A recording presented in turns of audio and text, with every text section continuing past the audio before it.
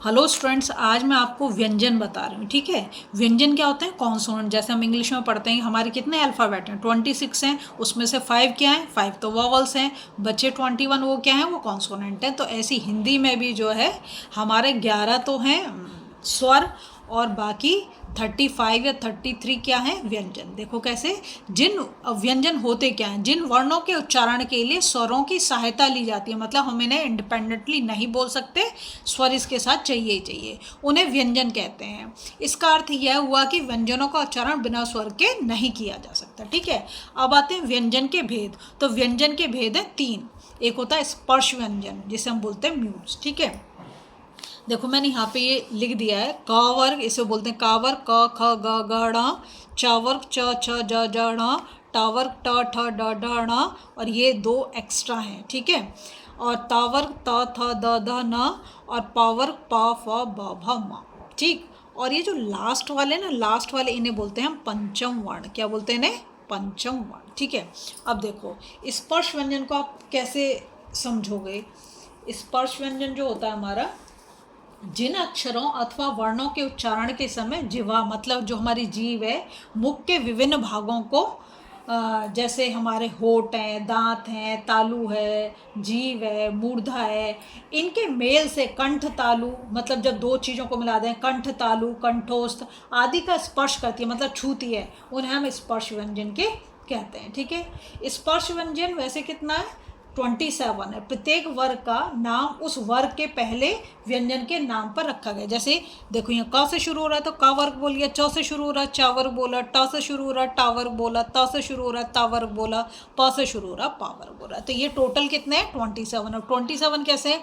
देखो 25 5 5 5 तो 25, और ये 2 एक्स्ट्रा हैं, ये पहले नहीं थे। यहाँ पे डॉट नहीं आएगी, इसके नीचे आएगी। इस ढ में भी इसके नीचे डॉट आएगी। ठीक है, ये हम स्पेशल जगह पर यूज़ करते हैं। जैसे अगर मैं लिखूं लड़ना, देखो लिखा लड़ना। ठीक है, और तो इसमें जो है ये वाला नहीं आएगा, इसके नीचे जो डॉट होती है वो वाला लड़ना लिखेंगे। ठीक है, अब मैं लिखूँ ना डकारना, डकारना, अब इसमें मैंने नॉर्मल ड लिया है। ठीक है, तो इनके बोलने में भी तो लड़ना और डकारना दोनों के प्रोनाउंसिएशन में भी तुम्हें डिफरेंस पता चल रहा होगा। ठीक है, तो ये दोनों जो हैं इन दोनों से अलग हैं, इनको एक जैसा मत समझना। ठीक है, अब देख मैं लिखूं बूढ़ा, बूढ़ा हम लिखेंगे ऐसे, बूढ़ा, इसमें नीचे डॉट आएगी। और अगर लिखना है ढक्कन तो ढक्कन, इसमें डॉट नीचे नहीं आ रही। तो इन दोनों का ये डिफरेंस है। ठीक है, तो व्यंजन वैसे हम बोलें तो 33 या 35, तो आजकल जो हम यूज़ कर रहे हैं वो 35 है, 33 नहीं है। ठीक है, अब आता है दूसरा टाइप का व्यंजन, वो है अंतस्थ व्यंजन, जिसे बोलते हैं हम सेमी वॉवल्स। क्या बोलते हैं? Semi vowels. तो सेमी वॉवल्स जो है इनका शाब्दिक अर्थ है अंतः। अंतः, क्या बोल रही हूँ मैं? अंतः, ध्यान दो, अर्थात बीच में। जैसे यहाँ पे लिख दूँ मैं स्थ, ये आधा है ना, आधा सा। स्थित होना अर्थात जो अक्षर व्यंजनों और स्वरों के बीच में स्थित होता है। किस किस के बीच में बोल रहा है?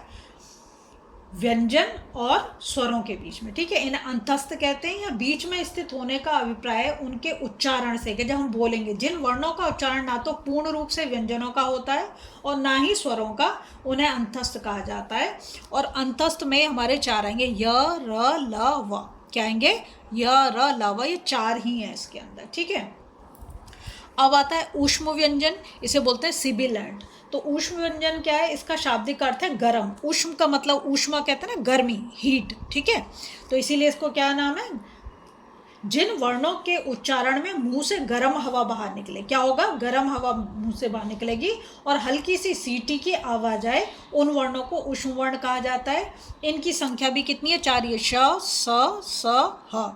ध्यान रखेंगे सब में हलंत इसलिए लगा रखा है क्योंकि मैं व्यंजन बता रही हूँ, बिना, जब हम बोलेंगे तो बिना स्वर की हेल्प से नहीं बोल सकते, इसलिए। ठीक है, तो ये हमारे व्यंजन आज खत्म होते हैं। अगर आपको वीडियो पसंद आ रही है प्लीज़ लाइक शेयर सब्सक्राइब करें।